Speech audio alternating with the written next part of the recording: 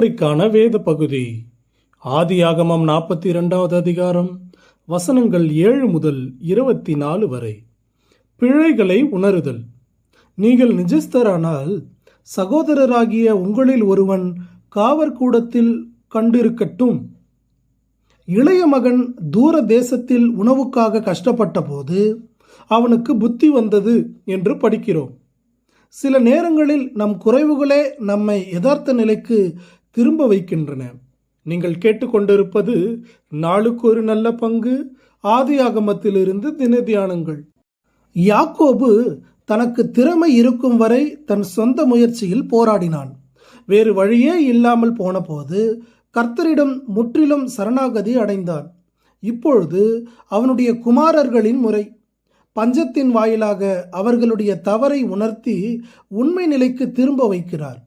அவர்கள் யாரை வெறுத்தார்களோ, யாரை மீதியானியரிடம் விற்றார்களோ, யாரை கிணற்றில் தூக்கி போட்டார்களோ, யாரை சொப்பனக்காரன் வருகிறான் என்று இகழ்ந்தார்களோ அவனிடமே போய் பசிக்கு தானியம் கொள்ளும்படி பணிவுடன் நின்றார்கள்.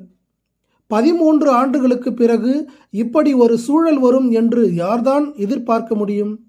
தங்கள் வாழ்வில் நடந்தவற்றை சொல்லவும் மீண்டும் நினைத்து பார்த்து உண்மைக்கு முகம் கொடுக்கவும் வேண்டிய ஒரு தருணம் நம் ஒவ்வொருவருடைய வாழ்விலும் வந்தே தீரும். யோசேப்பின் செயல்கள் நமக்கு சற்று வியப்பை தருகின்றன.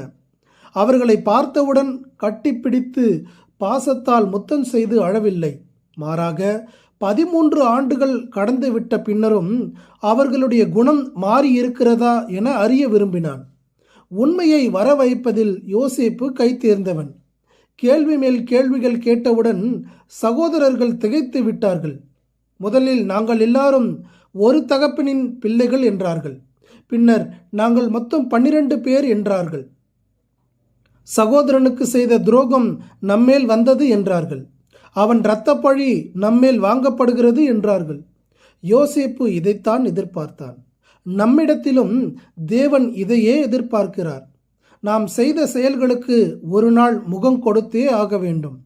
நாம் மன்னிப்பு கேட்காத வரை அது முடிவுக்கு வராத பாவமாகவே இருக்கிறது.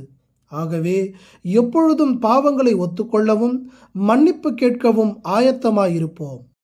13 ஆண்டுகளில் சகோதரர்கள் அனைவரும் தங்கள் உடன் பிறந்தவனாகிய யோசேப்பை அடையாளம் கண்டுபிடிக்க முடியாத அளவுக்கு மறந்துவிட்டார்கள். ஆனால் யோசேப்போ அவர்களுடைய முகங்களை மறந்து போகவில்லை. அவர்கள் யோசேப்பை விட்டு தூரமாகவும் தொடர்பற்ற நிலையிலும் இருந்தாலும் அவன் அவர்களுடைய முகங்களை, பெயர்களை, பிறப்பின் வரிசை கிரமத்தை மறக்கவில்லை.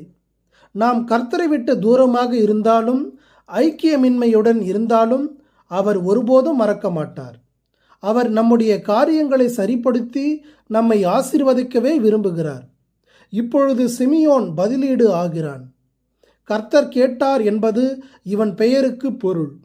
நாம் விடுவிக்கப்படுவதற்கு பரிந்துரை ஜெபம் அவசியம். இதன் வாயிலாக நாம் நிஜஸ்தர் என்று நிரூபிக்கப்பட முடியும். நாம் விடுவிக்கப்படுவதற்கு ஜெபம் எப்பொழுதுமே நல்லதொரு ஆயுதமாக விளங்குகிறது. பிதாவே, ஜெபத்தின் மேன்மையை அறியும்படி எங்கள் கண்களை திறந்தருளும். ஆமேன்.